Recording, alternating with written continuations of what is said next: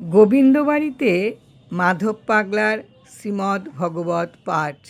নমস্কার। শ্রী শ্রী রাম ঠাকুর ও মাধব পাগলা থেকে আজকের নিবেদন। গোবিন্দবাড়িতে মাধব পাগলার শ্রীমদ্ ভগবত পাঠ। গোবিন্দবাড়ির প্রথা অনুসারে কার্তিক মাসে প্রত্যহ শ্রীমদ্ ভগবত পাঠ হয়। ভাগবত পাঠের নিয়ম এই যে যিনি প্রধান পূজারী তাহাকে এই ভাগবত পাঠ করতে হয় এবং ভাগবতের সমগ্র দশম স্কন্ধটি এক মাসে শেষ করতে হয়। সংক্রান্তির দু একদিন পূর্বে সাধুমা মাধব পাগলাকে ডাকিয়া বলিলেন, গোপাল ছেলে, তোমাকে এই এক মাস ভাগবত পাঠ করিতে হবে। মাধব পাগলা বলিলেন, সাধুমা, আমার দ্বারা ভাগবত পাঠ হবে না, কারণ আমি কখনো ভাগবত পাঠ করিনি। এমনকি ভাগবত পাঠ তো দূরের কথা, ভাগবত হাতে লইয়াও দেখিনি। অন্য ব্রাহ্মণ দ্বারা পাঠ করাইবার ব্যবস্থা করুন। সাধুমা জেদ ধরিয়া বলিলেন, এখানকার নিয়ম অনুসারে তোমাকেই পাঠ করিতে হইবে, নতুবা কাজ ছেড়ে দিতে হবে। কিন্তু আমার মনে হয় তুমি চেষ্টা করলেই ভাগবত পাঠ করিতে পারিবে। সাধুমার কথা শুনিয়া মাধব পাগলা বুঝিলেন আর গত্যন্তর নাই, পাঠ করিতেই হইবে। মাধব পাগলা বলিলেন, সাধুমা, ভাগবতখানা একবার আমাকে দেবেন, আমি একটু দেখে নেব। মাধব পাগলা মনে মনে বললেন, পাঠ না হয় কোনো রকমে করিব, কিন্তু ব্যাখ্যা বুঝাইয়া দেব কি করিয়া। এই কথা ভাবিয়া তিনি চিন্তিত ও উদ্বিগ্ন হইয়া পড়িলেন। নির্দিষ্ট দিনে মাধব পাগলা পূজা শেষে বেলা আন্দাজ 9টায় ভাগবত পাঠ করিতে বসিলেন, কিন্তু অনবরত তার চোখে জল আসিতেছে, আর গোবিন্দের দিকে চাহিয়া বলিতেছেন, মাধব, দেখিও আজ যেন আমার মান বাঁচে, ভাগবত যেন ভালো করিয়া পাঠ করিতে পারি। পাঠ আরম্ভ করিবার পর মাধব পাগলা তার ভিতরে এক অপূর্ব পরিবর্তন অনুভব করলেন। শ্রোতারা সংখ্যায় খুবই কম। মূল শ্রোতা সাধুমা এবং পাশের বাড়ির 2-4 জন ভাড়াটে, এই 4-5 জন হচ্ছে শ্রোতা। পাগলা মনে মনে শ্রী শ্রী ঠাকুরের নিকট এবং শ্রী শ্রী মাধবের নিকট মিনতি জানাইয়া পাঠ আরম্ভ করিলেন। পাঠ চলিতে লাগিল। ক্রমে বেলা হইয়া ঘড়িতে 11টা বাজিবার আওয়াজে সাধুমার চমক ভাঙিল। সাধুমা বলিলেন, গোপাল ছেলে, গোবিন্দের ভোগের সময় হয়েছে, পাঠ বন্ধ করো, কারণ 10:30টার সময় ভোগ বসানো হয় এবং 11টার সময় ভোগ উঠাইবার কথা, কিন্তু পাঠক এবং শ্রোতা কাহারও সে বিষয়ে কোনো খেয়াল নাই। 9টা হইতে 10টা পর্যন্ত 1 ঘণ্টা পাঠ করিবার কথা, কিন্তু সাধুমা বিস্মিত হইয়া বলিলেন, কি গোপাল ছেলে, আজ সময় যে চট করে চলে গেল, কি ব্যাপার? তখন মাধব পাগলা পাঠ শেষ করিয়া মনে মনে মাধবকে বলিলেন, মাধব, বাঁচালে। যথা নিয়মে পরের দিনও সেই সকাল থেকে পাঠ আরম্ভ করা হইল। সেদিনও 11টার সময় সাধুমার হুঁশ হইল, তখন তিনি পাঠ বন্ধ করিতে বলিলেন। তৃতীয় দিবসে 11টা বাজিতে পাঠ বন্ধ হইল। ক্রমশ শ্রোতার সংখ্যা বাড়িতে লাগিল।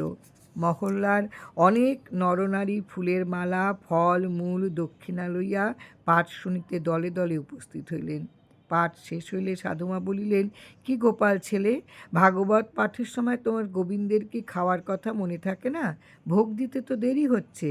মাধব পাগলা হাসিয়া বলিলেন, সাধুমা, তোমার গোবিন্দ তার নিজের কথা, গুণের কথা শুনছেন কি না, তাই অহংকারে আর খাওয়ার কথা তার মনে থাকে না। সাধুমা পাগলা হাসিয়া বলিলেন, তাই হবে বটে, এতে কারো দোষ নাই। প্রতিদিনের মতন এই দিন রাত্রিতে প্রসাদ পাওয়ার পর পান খাওয়ার সময় মাধব পাগলার বিশেষ নিয়ম ছিল, তিনি সাধুমার কথা অনুসারে 2-1টি গীতার শ্লোক ব্যাখ্যা এবং ভজন সম্বন্ধে 2-4টি উপদেশ দিতেন। সাধুমা মাধব পাগলাকে বলিলেন, গোপাল ছেলে, তুমি আমার কাছে একটি মিথ্যা কথা বলেছ। মাধব পাগলা বললেন, কি মিথ্যে কথা? সাধুমা বললেন, তুমি যে বললে ভাগবত পাঠ তো দূরের কথা, ভাগবত কখনো হাতে নিয়েও তুমি দেখোনি। আজ 40 বছর আমি গোবিন্দবাড়িতে এই ভগবত পাঠ শুনে আসছি। কত বড় পণ্ডিত আর হরিদ্বার বৃন্দাবনের সাধু মহাত্মারা এসে পাঠ করেছেন, কিন্তু তোমার মতো ভাগবত পাঠের এমন মধুর ব্যাখ্যা কখনো শুনিনি। এই কথা বলিয়া সাধুমা মাধব পাগলার পায়ে পড়িয়া কাঁদিতে লাগিল। জয়রাম জয়রাম। মাধব পাগলা বলিলেন, আমার মাধব যাহা বলিয়াছেন আমি তাহাই বলিয়াছি মাত্র, ইহাতে আমার বিদ্যাবুদ্ধি কিছুই নাই সাধুমা। এইরূপে 1 মাসে ভাগবত পাঠ সমাধা হইলে সাধুমা মাধব পাগলাকে বলিলেন, তুমি আমাকে সমগ্র ভাগবত পাঠ শোনাও। মাধব পাগলা সাধুমার কথা অনুসারে 8 মাসে সমগ্র ভাগবত পাঠ করিয়া সাধুমাকে শুনাইলেন। এ বিষয়ে উল্লেখযোগ্য যে মাধব পাগলার ভাগবত পাঠ যখন চলিতেছিল সেই সময় তাহার প্রশংসা মহল্লায় সর্বত্র ছড়িয়ে পড়িল। শ্রোতাদের মধ্যে কয়েকজন মাধব পাগলার ভাগবত পাঠের প্রশংসা শুনিয়া সাধুমাকে বলিল, তোমার গোপাল ছেলে এমন কি পাঠ করে, সে তো পণ্ডিত নয়, সে তো সামান্য পূজারী ব্রাহ্মণ মাত্র। কোনো পণ্ডিতের মুখে যদি ভাগবত পাঠ শুনতেন তবে আরও ভালো হতো। কয়েকজন শ্রোতাদের মুখে সাধুমা এই কথা শুনিয়া মাধব পাগলাকে জিজ্ঞাসা করলেন, তোমার পরিচিত লোকেদের মধ্যে ভাগবত পাঠ করার মতন কোনো পণ্ডিত আছেন? মাধব পাগলা বললেন, বিহারের বালিয়া জেলার একজন সপ্ততীর্থ পণ্ডিত আছেন। তিনি বিখ্যাত পণ্ডিত, সবই তার কণ্ঠস্থ, মুখে মুখে শ্লোক ব্যাখ্যা করে বোঝান।